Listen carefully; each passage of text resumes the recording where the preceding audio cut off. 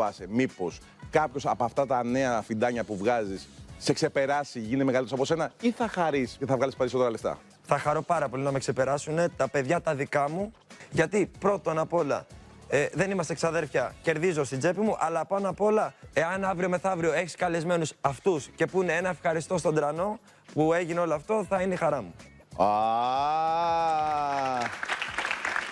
Δουλεύει για μας ο Τρανός, να έχουμε καλεσμένους, να έχω καλεσμένους εγώ. Μάλιστα. Το όνομά σου είναι Χρήστος Στασινόπουλος. Ναι. Το Τρανός πώς προέκυψε?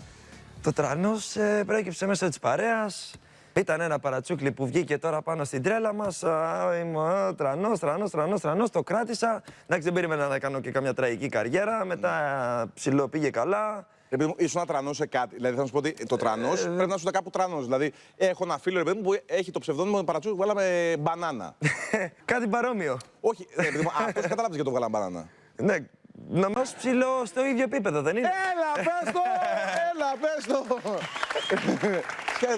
Κοιτάξτε, παιδιά, και εγώ μπορεί να έχω γεράσει τώρα, αλλά είμαι και εγώ του δεχού τώρα. Καταλαβαίνω όταν ακούω ένα παρατσούκλι, ο Γέρο Θεοφάνης καταλαβαίνει από πού βγαίνουν αυτά τα παρατσούκλια. Λοιπόν, επειδή όντως ρε φίλε σε γουστάρω και επειδή από όλα τα παιδιά που κάνουν αυτή τη δουλειά, τουλάχιστον τα τελευταία χρόνια, με κάποιο τρόπο είσαι πολύ συμπαθής, ρε.